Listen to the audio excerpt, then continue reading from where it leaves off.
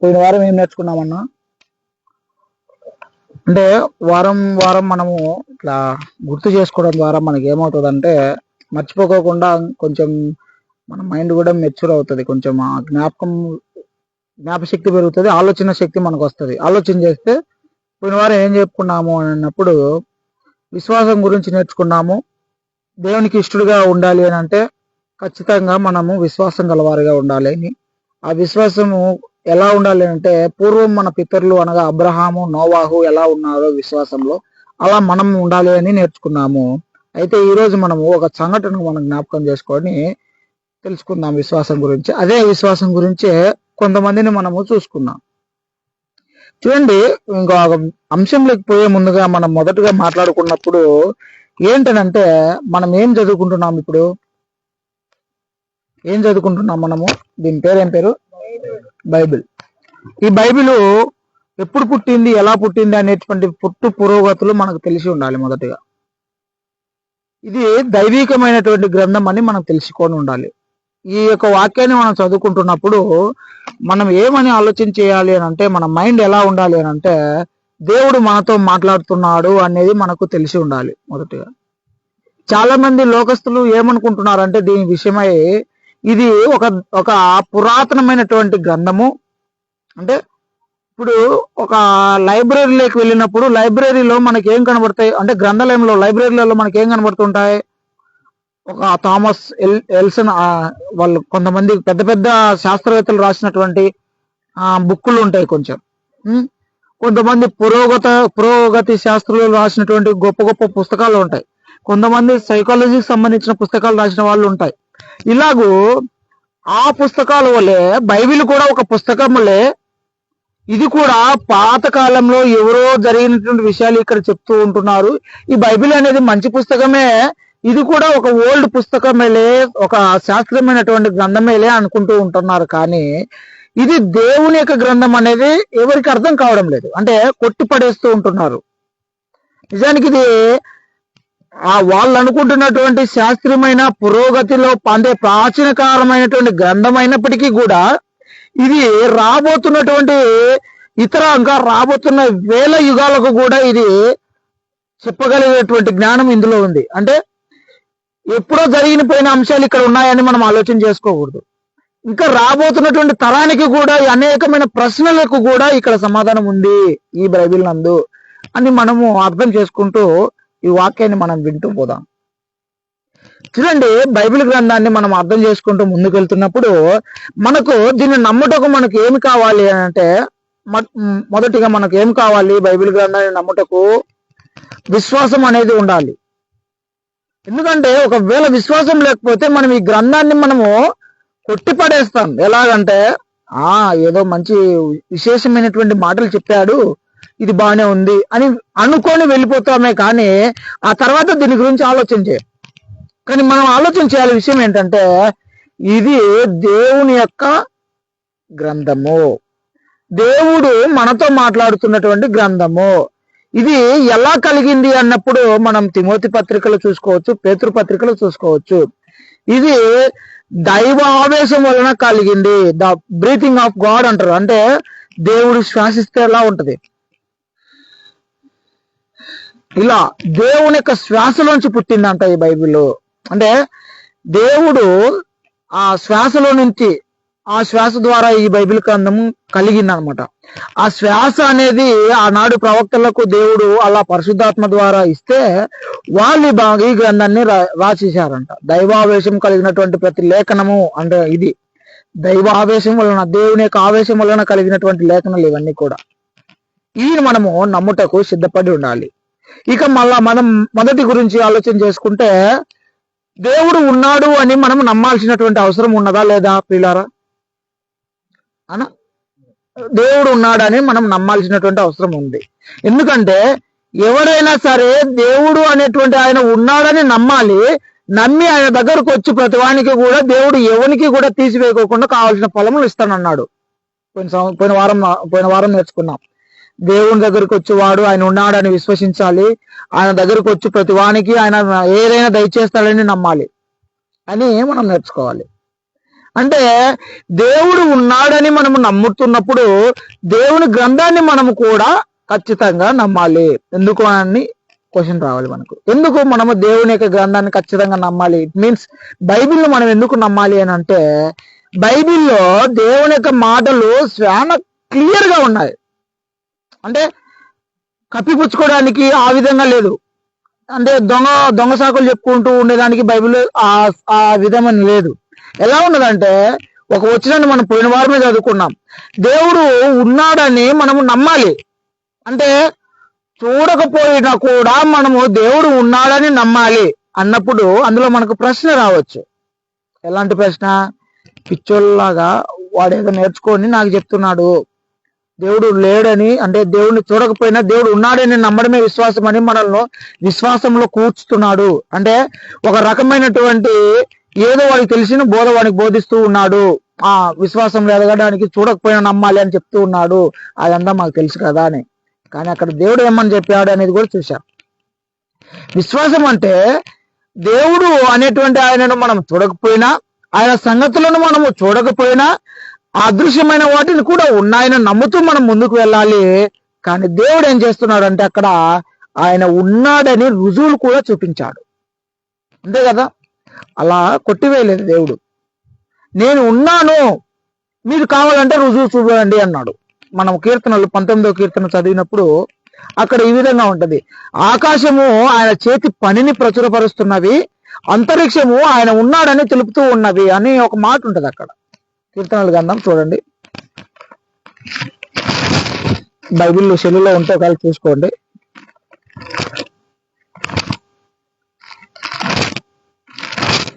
కీర్తనల గ్రంథము 19వ కీర్తన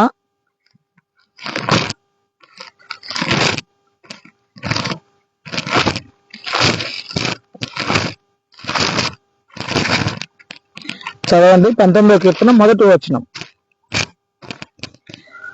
ఆకాశము దేవుని మహిమను వివరించుచున్నవి, అంతరిక్షము ఆయన చేతి పనిని ఏం చేస్తున్నది అంటన్నా? ప్రచురపరుస్తూ ఉన్నది. దాన్ని మనం బాగా అర్థం చేసుకున్నాం. ఆకాశం అంట దేవుని యొక్క మహిమని ఏం చేస్తున్నదంట? వివరించుతున్నదంట. ఆకాశం అంటే ఏంటండి? ఓకే, ఏంటి చిన్న క్వశ్చన్ అది. ఆకాశం, ఈ ఆకాశం ఏం చేస్తుందంట?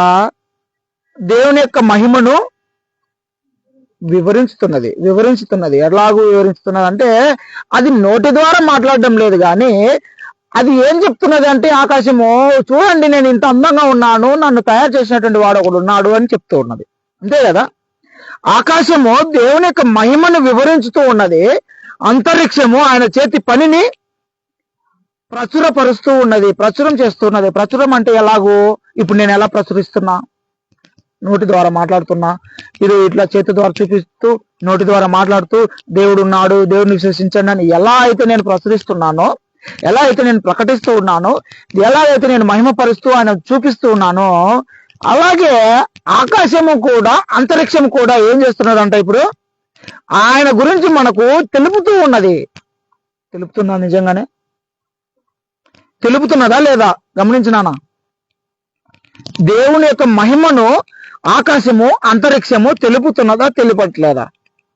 ఎలా అని ప్రశ్న వేసుకోవాలి. ఎలా? అంతే కదా. ఇప్పుడు ఈ లైట్ ని మనం చూస్తాం. ఈ లైట్ కొద్దిసేపు ఛార్జింగ్ లో అయిపోతుంది అనుకో. ఒకవేళ ఈ లైట్ తొందరగా ఛార్జింగ్ అయిపోతుంది, ఎవర్రా దీన్ని తయారు చేసింది అని అనుకుంటా. అవునా? ఇంత తొందరగా ఛార్జింగ్ అయిపోతుంది, దీని కెపాసిటీ తక్కువ, ఏ కంపెనీ అయ్యా ఇది, సరిగా వెలగడం లేదు అని అంటాం. అదే ఈ లైటింగ్ చాలాసేపు వెలిగింది అనుకో, అబ్బా ఒక గంట ఛార్జింగ్ పెట్టినా చాలాసేపు వెలుగుతుంది, ఇది ఈ కంపెనీ ఏదో చూడాలి, నెక్స్ట్ మళ్ళీ ఇంకో కంపెనీ ఇలాంటిది మళ్ళా ఒకవేళ పోయినా కూడా కొనుక్కోవాలి, ఇంకా ఎవరికైనా చెప్పాలి అని ఈ కంపెనీ మనం చూస్తాం. అవునా? అంటే ఒక వస్తువు ఏం చేస్తుందంటే తను తయారు చేసినటువంటి కంపెనీని గురించి చెప్తుందా లేదా అన్న? ఇప్పుడు బైక్లలో హోండా ఉంది, యాక్టివా ఉంది. యాక్టివా బండి బాగా మైలేజ్ వస్తుంది, బాగా రన్నింగ్ లో బాగా పికప్ ఉంది. ఆ బండిని చూస్తున్నప్పుడు మనకు అరే ఆ బండి బాగా పికప్ వస్తుంది, ఆ బండి కంపెనీ ఎంత, దాని సీజీ ఎంత, దాని కంపెనీ మోడల్ ఎంత అని మనం ఆలోచన చేసినప్పుడు ఆ బైక్ని తోలుతూ ఆ కంపెనీ గురించి మనకి ఏం అవసరం అని అంటే అవసరమే. అది దాని కంపెనీ అతన్ని వివరిస్తుంది, చూపిస్తుంది. అలాగే మీరు చేస్తున్నారు పనులు, ఇటుకలు. ఇదిగో పలానా అన్ని చోట్ల ఇటుకలు వేస్తూనే ఉంటున్నారు, కానీ పలానా ఈ ప్లేస్ లో వేస్తున్నటువంటి వారి ఇటుకలు చాలా గట్టిగా ఉన్నాయి, చాలా బాగా కాల్చారు వాళ్ళు, మట్టి వేసి బాగా బాగా పొట్టు వేసి బాగా బట్టి పెట్టి బాగా మంట పెట్టి కాల్చారు. ఇటుక చాలా మన్నిక ఉంది, స్టాండర్డ్ గా ఉన్నాయి, ఇటుకలు పగలట్లేదు, ఇటుక ఎరిగిపోవట్లేదు అని ఒక 10 మంది దీని గురించి అనుకున్నారు అనుకో, వాళ్ళు ఏమంటారు? ఎవరు లేచింది ఇటుకలు, ఎవరు ఈ బట్టీలు కాల్చింది అని అనుకుంటారా అనుకోరా? ఖచ్చితంగా అనుకుంటారు. అలాగే అదే విధంగా ఆకాశం ఏం చేస్తుందంట, ఇదిగో అయ్యా నేను చూడు, పైకి చూడండి ఎంత బాగా చుక్కలు ఉన్నాయో, ఎంత బాగా నిన్న దినమున పున్నమి వచ్చింది, నిన్న హోలీ అనేటువంటి ఆ రోజున పున్నమి. ఈ లైట్లన్నీ కరెంటు పోయినా కూడా వెలుతురు ఖచ్చితంగా కనబడుతూనే ఉంటది. బా ఎంత దేవుడు చూడయా, ఎంత బాగా 15 రోజులకు అమావాస్య, 15 రోజులకు మళ్ళీ పున్నమి, ఇలా 15, 30 రోజులు కలిస్తే ఒక నెల వస్తుంది. ఆకాశం చాలా గొప్పగా ఉంది. మళ్ళీ పొద్దున్న లేస్తానే సూర్యుడు వస్తున్నాడు. ఇప్పుడంటే ఎండల కాలంలో సూర్యుడు దెబ్బగా మనం అల్లాడుతున్నాం, కానీ బాగా చలి వేసే టైంలో సూర్యుడు వస్తే ఎంత ఆనందపడుతుంటాం. అవును కదమ్మా, పెద్దలు మీరు అనుభవించుంటారు.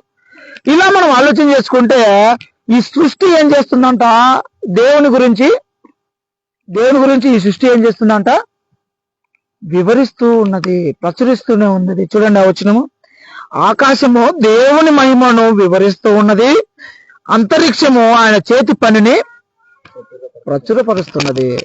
ఊరికే గుడ్డిగా నమ్మడానికి చెప్పడం లేదు దేవుడు ఇక్కడ. ఇదిగో నేను ఉన్నానని అందరూ నమ్మండి, చూడకపోయినా నమ్మండి. ఇదిగో ఆ రోజు నోవాహు అనేటువంటి ఆయన ఓడ కట్టుకో అంటేనే కట్టుకున్నాడు, ఆ రోజు వాడు కట్టుకున్నట్టే మీరు కూడా దూకండి అంటే దూకండి అని బైబిల్ చెప్పడం లేదు ఇక్కడ. బైబిల్ ఏం చెప్తుందంటే ఆయన ఉన్నాడని సాక్ష్యం ఇస్తూ ఉంది. ఒకవేళ ఆయన లేకపోయినా కూడా, అంటే అట్ మీన్స్ ఎట్లాగంటే ఆయన ఉన్నాడని మనకు తెలుసు, ఒకవేళ ఆయన ఏమైనా చేయగలడని తెలుసు, ఒకవేళ ఆ పరిస్థితులు ఆయన చేయకపోయినా నేను ఆయన కోసమే వెళ్తా అనేటువంటి గొప్ప సంకల్పం మనకు రావాలనేది నేర్పుతూ ఉన్నది. ఈరోజు మనం ఒక సందర్భాన్ని చెప్పుకొని ముగించుకున్నాము. ఈరోజు మనము ఒక సందర్భాన్ని జ్ఞాపకం చేసుకున్నట్లయితే ప్రియులారా, మనకందరికీ కూడా కొంతమంది తెలిసినటువంటి వాళ్ళు ఉన్నారు బైబిల్ గ్రంథంలో. దానియేలు గ్రంథంలో మనం గమనిస్తే, దానియేలు గ్రంథంలో మనకు కనబడుతున్నటువంటి ఒక నలుగురు ఉంటారు. ఓవరాల్ గా 4 వ్యక్తులు ఉంటారు. ఆ 4గురిలో 3 మనం మాట్లాడుకుంటే ఆ 3 పేర్లు నేను చెప్తున్నా ఇప్పుడు. షడ్రక్, మెషక్, అబేద్నెగో. ఎవరినన్నా? షడ్రక్, మెషక్, అబేద్నెగో. ఈ 3 అనేటువంటి వారు, వాళ్ళ పేరు అజేయులు, ఇంకొక ముందు వేరే ఉంటాయి. అంటే వాళ్ళు నేను హిస్టరీ చెప్తున్నా, బీసీ అనగా క్రీస్తు శతాబ్దం కంటే ముందు 606లో వాళ్ళు చెరకు వెళ్ళిపోతారు. చెరకు అంటే యెరూషలేము రాజ్యాన్ని రాజులందరూ పరిపాలించిన తర్వాత ఈ బబులోను రాజులు వచ్చి వాళ్ళు ఏం చేస్తారంటే, నెబుకద్నెజర్ రాజు వీళ్ళందరూ ఇజ్రాయేలీలందరినీ కూడా పట్టుకొని మీరు మా ఆధీనంలో ఉండండి అని వాళ్ళనందరినీ కూడా అక్కడ కట్టేసుకుంటారు అనమాట. కట్టేసుకోవడం అంటే, ఇప్పుడు బ్రిటిష్ రాజ్యము మన దేశం మీద ఎన్ని సంవత్సరాలు పరిపాలన చేసింది? ఎన్ని సంవత్సరాలు? 600 సంవత్సరాలు ఏమనుకుంటున్నా నేనైతే, ఒకవేళ 200 సంవత్సరాలైనా కావచ్చు. అలాగే బ్రిటిష్ ప్రభుత్వం మన దేశం మీదకి వచ్చి వాళ్ళ ప్రభుత్వమే నడిపించింది. కావున వాళ్ళ ప్రభుత్వం, మన కాడ ఎంతో మంది సామంత రాజులు ఉన్నారు, ఎంతో గొప్ప గొప్ప మేధావులు ఉన్నారు, చాలా మంది యుద్ధ వీరులు ఉన్నారు, ఎంతో మంది సుభాష్ చంద్రబోసులు అనేటువంటి పెద్ద పెద్ద మేధావులు ఉన్నారు, బలాఢ్యులు ఉన్నారు. కానీ వాళ్ళందరూ కూడా ఎవరు అధీనంలో ఉన్నారు అప్పట్లో? బ్రిటిష్ కాలంలో, బ్రిటిష్ ఆధీనంలో, తెల్లదొరల కాలంలో వాళ్ళ చెప్పినట్టే నడుస్తా ఉన్నది దేశం. 600 సంవత్సరాలు 200 సంవత్సరాలు జరుగుతూనే ఉన్నది ఇలాగే ఆ కాలంలో కూడా ఏం జరిగేది అని అంటే, బ్రిటిష్ నెబుకద్నెజర్ బబులోనియన్స్ అనగా బబులోను సంబంధించినటువంటి రాజ్యం వాళ్ళు చుట్టివేశారు వాళ్ళందరినీ కూడా. నెబుకద్నెజరు, ఇంకా చాలా మంది, బెల్తషాజరు ఇలాంటి రాజులు కొంతమంది అక్కడ ఉన్నటువంటి ఇజ్రాయేలీలందరినీ కూడా చుట్టుముట్టేసి కట్టేశారు. ఇక వాళ్ళందరూ కూడా 70 సంవత్సరాలు అలాగే చెరలో ఉన్నారు. మనం ఎట్లాగైతే 200 సంవత్సరాలు ఉంటున్నామో, 600 సంవత్సరాలు ఉన్నామో, అలాగే వాళ్ళు కూడా 70 సంవత్సరాలు అలాగే చెరలో ఉన్నారు. అలాంటి సందర్భంలో ఎలా ఉండేది అని అంటే, నెబుకద్నెజరు ఒక పని చేశాడు. గొప్ప బంగారు ప్రతిమ నిలబెట్టి ఆ ప్రతిమకు మీరు ఏం చేయాలని చెప్పారు? అమ్మా వినండి మా, బంగారు ప్రతిమ ఒకటి చేపించి ఆ ప్రతిమకు మీరందరూ కూడా సాష్టాంగ పడండి అని చెప్పారు. కానీ అక్కడ ఉన్నటువంటి షడ్రక్, మెషక్, అబేద్గోనో అనేటువంటి ముగ్గురు వ్యక్తులు దేవుని యొక్క నియమం ప్రకారము వాళ్ళు ఏం చేశారనంటే, మేము మా దేవుడైనటువంటి యెహోవాకు తప్ప ఇంకెవరికి మేము సాష్టాంగ నమస్కారం చేయము అని అక్కడ గొప్పగా ఖండితంగా చెప్పేశారు రాజుకు. కానీ అక్కడ ఉన్నటువంటి కొంతమంది, రాజు కింద ఉన్నటువంటి కొంతమంది ఏం చేశారనంటే రాజుకు పుల్లలు పెట్టారు. ఇదేంటి దేవా, వాళ్ళు నువ్వు నిలబెట్టినటువంటి విగ్రహానికి నమస్కరించరంట, వాళ్ళు నువ్వు చెప్పినట్టు చేయరంట. అంటే వాళ్ళనైతే ఎంబడి తీసుకొని రాండి అని చెప్పారు. తీసుకొని రాండి అన్నప్పుడు, ఇదిగో మేము బూరతో శబ్దం చేస్తాము, ఆ బూరతో శబ్దం చేసినప్పుడు ఇక్కడ ఉన్నటువంటి అందరూ సాష్టాంగ నమస్కారం చేయాలి, ఎవరైతే సాష్టాంగ నమస్కారం చేయరో వారిని నేను ఏం చేస్తానంటే మండుతున్న అగ్ని కొలిమిలో పడేస్తాను అని చెప్తాడు రాజు. కానీ అప్పుడు పెద్ద బూరతో శబ్దం చేసిన తర్వాత అక్కడ ఉన్నటువంటి అందరూ కూడా సాష్టాంగ నమస్కారం చేస్తే ఈ ముగ్గురు మాత్రము సాష్టాంగ నమస్కారము చేయరు. ఎందుకు చేయరు అని అంటే, బైబిల్ లేఖనాల్లో మనము పాత నిబంధన కాలంలో చదివితే, మీరు ఎప్పుడైనా ఎవరికైనా విగ్రహాలకు నమస్కారం చేయొద్దు అని లేవికాండంలో, సంఖ్యాకాండంలో, నిర్గమకాండంలో రాసి ఉంటాయి. ఇశ్రాయేలు అయినటువంటి ప్రతి వారు కూడా వేరే వారికి నమస్కారం చేయకూడదు. ఎందుకంటే ఒకరికి నమస్కారం చేశారనుకో మా గొప్ప దేవుడికి అపచారం చేసినట్టే. ఆయన కంటే గొప్ప ఎవరు లేరు ఈ లోకంలో, ఆయన తప్ప ఎవరు మిమ్మల్ని కాపాడలేదు. అన్ని సంవత్సరాలు మీరు ఐగుప్తులో ఉంటే ఐగుప్తు కాలంలో నుండి మిమ్మల్ని బయటికి తీసుకొని వచ్చి పాలు తేలు ప్రవశించు గొప్ప ఈ దేశంలో మిమ్మల్ని ఉంచాను, ఇంత గొప్ప దేవుణ్ణి మీరు విడిచిపెట్టి ఎవరికి నమస్కారం చేయగాకండి అని చెప్పి ఖండితంగా మోషే ద్వారా శాసనాన్ని పుట్టించాడు దేవుడు. అయితే అదే తదుపరి ఇంకా అదే ప్రకారంగా ఆనాటికి కూడా ఇశ్రాయేలీయులు ఎవరికి కూడా సాష్టాంగ నమస్కారం చేయడం అనేది జరగదు. కానీ ఇది తెలుసుకున్నటువంటి రాజు, నేను గొప్పవాడిని, నా అంతటి గొప్పవారు ఎవరు లేరు, నా విగ్రహానికి నమస్కారం చేయండి అని చెప్తే ఈనాడు మనం ఏం చేస్తామంటే ఖచ్చితంగా పోతే పోయింది, ఎందుకు వచ్చిన గొడవ, నమస్కారం చేద్దాము అని వెళ్ళిపోతాం. కానీ విశ్వాస సంబంధమైనటువంటి ఆ బిడ్డలు మాత్రం ఏం చేశారంటే, అక్కడ ఉన్నటువంటి గొప్ప వీరులు ఏం చేశారంటే నిజంగా దేవునికి సంబంధంగా వాళ్ళు వీరులే. దేవుని యొక్క మాటలతో పాటు వారు వేరే వాళ్ళతో పోరాడారు, వీరులే వారందరూ కూడా. అక్కడ ఏం చెప్పారంటే, ఓ నెబుకద్నెజరు, ఓ రాజు, ఇదిగో నీవు చెబుతున్నటువంటి ఈ విగ్రహానికి నమస్కారం చేయమని చెప్తున్నావు కదా, మేము నమస్కారం చెయ్యము. ఇదిగో మా దేవుడు మీరు మండుతున్నటువంటి ఆ కొలిమిలో పడి చేసినా కూడా కాపాడుటకు సమర్థవంతుడే, మీరు మమ్మల్ని అగ్నిలో వదిలేయండి, మా దేవుడు కాపాడుతాడు ఖచ్చితంగా. ఒకవేళ కాపాడకపోయినా కూడా, గమనించండి ఇది మనకు ముఖ్యం, ఏమంటున్నాడు అక్కడ, ఒకవేళ మండుతున్నటువంటి అగ్నిలో కాపాడుటకు శక్తిమంతుడు మా దేవుడు, ఒకవేళ అక్కడ మమ్మల్ని పడేసినా కూడా, మేము చనిపోయినా కూడా, ఆ దేవుడు మమ్మల్ని కాపాడకపోయినా కూడా మేమైతే మీ నమస్కారం చేయమయ్యా, మీకు నమస్కారం చెయ్యం మేము, ఇదిగో ఆ విగ్రహానికి మేము నమస్కారం చెయ్యం. దేవుడు కాపాడుటకు సమర్థవంతుడే, దేవుడు మనల్ని బతికించడానికి అక్కడి నుండి తీసుకురావడానికి సమర్థవంతుడే, గొప్ప దేవుడు, ఆయనకు అసాధ్యమైంది ఏదీ లేదు. కానీ ఒకవేళ ఆయన చిత్తము మమ్మల్ని కాపాడకూడదని ఉంటే గనక, ఒకవేళ ఆయన కాపాడకపోయినా కూడా, ఒక చూడండి వచ్చినాము దానియేలు గ్రంథము,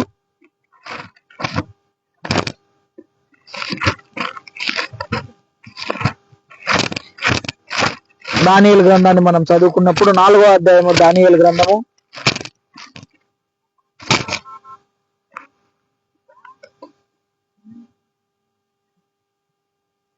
10వ వచనం, దానియేలు 3వ అధ్యాయం 17వ వచనం చదవండి ఒకసారి. చూడండి అక్కడ ఏమని ఉన్నదో. దానియేలు గ్రంథము 3వ అధ్యాయము 17వ వచనం చదువుతున్నానా? మేము సేవించుచున్న దేవుడు మండుచున్న వేడిమి గల ఈ అగ్ని గుండంలో నుండి మమ్మల్ని తప్పించుటకు, రక్షించుటకు సమర్థుడు. మరియు నీ వశమున పడకుండా ఆయన మమ్మల్ని రక్షించును. ఒకవేళ ఏమంటున్నారు అక్కడ,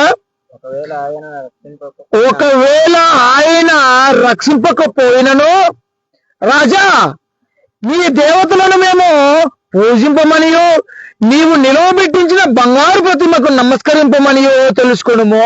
ఏమంటున్నారు అక్కడ, గొప్ప ఖండితమైనటువంటి ఆ మాట కదా అది. చాలా డేరింగ్ గా చెప్తున్నారు వాళ్ళు. ఏమంటున్నారు, రాజా మా దేవుడు మీరు మా ఆ అగ్నిగుండంలో పడవేస్తే కాపాడుటకు రక్షించుటకు సమర్థవంతుడు మా దేవుడు. ఒకవేళ రాజా ఒకవేళ ఆయన మమ్మల్ని కాపాడకపోయినా కూడా మేమైతే మీరు చెప్పినటువంటి నమస్కారం చెయ్యము అన్నారు. గొప్ప విశ్వాసం సంబంధమైనటువంటి మాట పలికారు. ఈనాడు మనం కూడా ఎలా ఉండాలి అంటే దేవుడు చెప్పినటువంటి విశ్వాసంలో మనం ఉండాలి.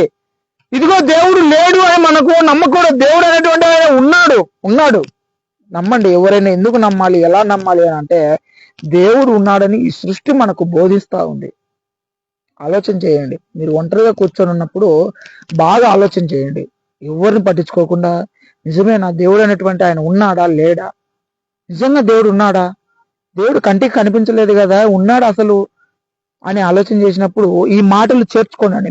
మీ మాటలలో, మీ ఆలోచనలలో ఈ మాటలు చేర్చుకోండి. ఎలాంటి మాటలు అంటే, అవును ఒక ఇటుక తయారు చేయాలంటే దాని వెనకాల మేమందరం కూడా శ్రమిస్తున్నాము, కష్టపడుతున్నాము. ఆ ఇటుక తయారీకి మేమంతా కూడా మా చేతులు వెనకాల ఉన్నాయి.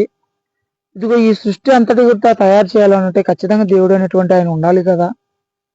యెషయా గ్రంథంలో చూడొచ్చు, ఇంకొక యోబు గ్రంథంలో చూడొచ్చు. దేవుని గురించి ఏమని చెప్తున్నారంటే, సముద్రము ఈ టైంలో ఎగిరి రావాలని ప్రయత్నం చేస్తుంది, కానీ ఆ సముద్రానికి అడ్డుగా ఎగిరి రాకుండా అడ్డుకట్టగా ఏం వేశాడంట దేవుడు, ఇసుకని వేశాడంట. చూడండి బైబిల్లో మనం చూస్తాం, ఇసుక నిజంగానే సముద్రం ఎగిసి రాకోకుండా ఆపుతుందంట. ఇసుక ఈనాడు శాస్త్రవేత్తలు కనిపెట్టారు. బైబిల్లో ఎప్పుడూ చెప్పింది అది. ఇదిగో అది సముద్రం ఎక్కి రాకోకుండా అంటే ముందుకు రాకోకుండా ఇసుక అడ్డుగా ఉందంట. నువ్వు బండలు పెట్టు, రాళ్ళు పెట్టు, గొప్ప గొప్ప గౌడలు కట్టు, ఖచ్చితంగా నీళ్ళ ఏటుకో అన్ని పడిపోవాల్సిందే. కానీ ఇసుక మాత్రము నీటిని పీల్చుకొని మళ్ళీ వెనక్కి పంపిస్తుంది, కానీ దాటి రానికుండా చేస్తుంది. ఈనాడు శాస్త్రవేత్తలు కనిపెట్టారు, కానీ బైబిల్లో అది ఎప్పుడో ఉంది. ఇలా మాటలు మనం ఆలోచన చేసుకుంటూ ఉంటే ఈ సృష్టి అంతా కూడా దేవుని చేతిలో నుండి కట్టబడుతుంది, నడిపించబడుతుంది.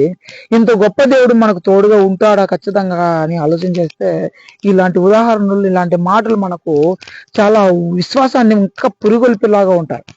ఇదిగో రాజా నువ్వు చెప్పినటువంటి ఈ విగ్రహానికి మేమైతే నమస్కారం చేయము, మా దేవుడు రక్షించడానికి సమర్థుడే, ఒకవేళ రక్షించకపోయినా కూడా మేము నమస్కారం చేయమంటే దేవుడు ఏమన్నా వాళ్ళని ఒట్టిగా విడిచిపెట్టాడా? అక్కడ ఏం చేశాడండి, రాజు చూస్తున్నాడు, వాళ్ళని వేసేయండి రా అగ్నిలో అన్నాడు. వాళ్ళని పడేశారు. అక్కడికి వెళ్ళడానికి, ఈ బట్టల దగ్గరికి వెళ్ళాలంటేనే, మనం దగ్గరికి వెళ్ళాలంటే శాఖ కొడుతుంటది కదా.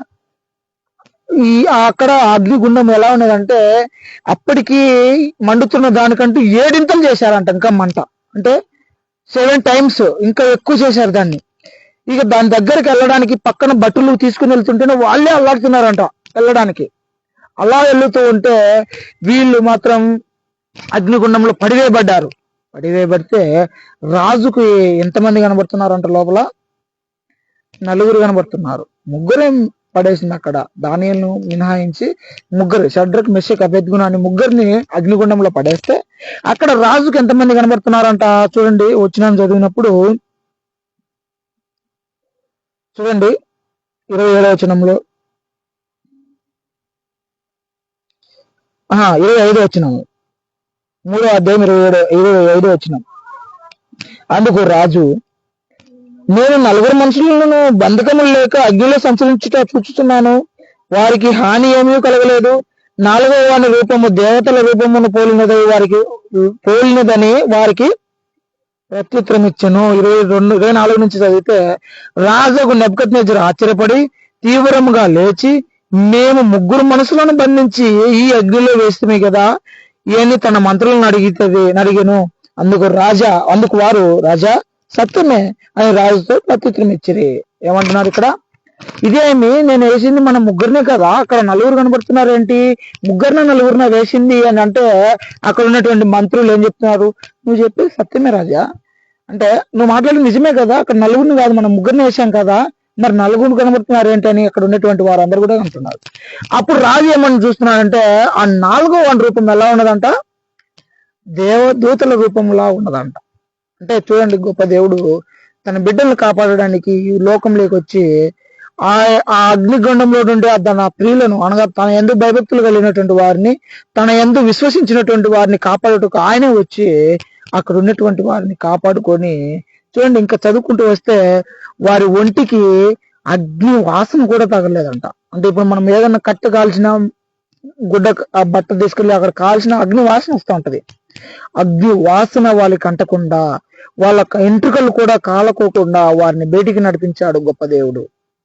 చూడండి, ఇంత గొప్ప మహాకార్యము చేసినటువంటి దేవుడు మనకు తోడుగా ఉన్నాడు అని మనం నమ్మాలి. ఇలాంటి అనేకమైనటువంటి విషయాలు. దానియేలును అయితే సింహ బోన్లో పడేస్తారు. అప్పటిదాకా ఆ సింహ బోన్లో పడేసిన ప్రతి ఒక్కడు కూడా చనిపోయి ఉంటాడు. కానీ దానియేలును సింహ బోన్లో వేస్తే సింహానికి ఆజ్ఞాపించాడు దేవుడు, దానియేలును ఏం చేయొద్దు అని. ఇంత గొప్ప దేవుడు మనకు తోడుగా ఉన్నాడు. ఇంత గొప్ప సృష్టించినటువంటి గొప్ప దేవుడు మనకు తోడుగా ఉన్నప్పుడు మనము అధైర్యపడుకోకుండా విశ్వాసంలో మరింత బలాన్ని చేకూర్చుకోవాలి. ఇలాంటి మాటలు చదువుకున్నప్పుడు నిజమే ఇంత గొప్ప విశ్వాసం ఉన్నది కాబట్టి వాళ్ళు కాపాడబడ్డారు. ఇదిగో రాజు మమ్మల్ని మా దేవుడు కాపాడకు సమర్థుడే, ఒకవేళ కాపాడకపోయినా నో ప్రాబ్లం, చంపేయండి, మేమైతే ఆయన మాట తప్ప వేరే మాట వినం అని వాళ్ళు నమ్మారు. వారు కాపాడబడ్డారు.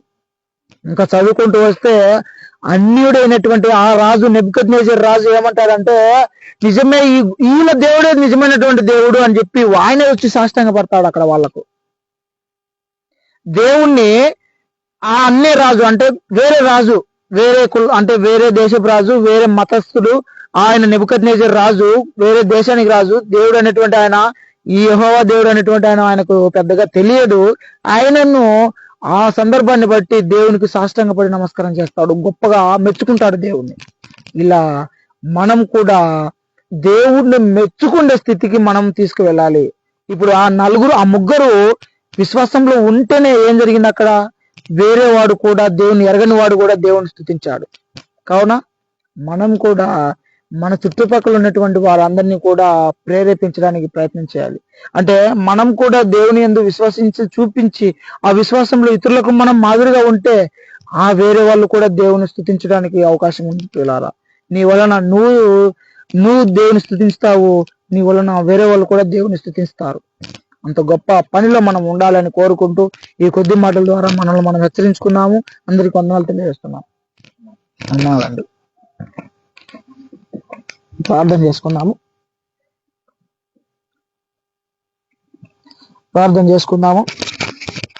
సరే ఆపేసిన.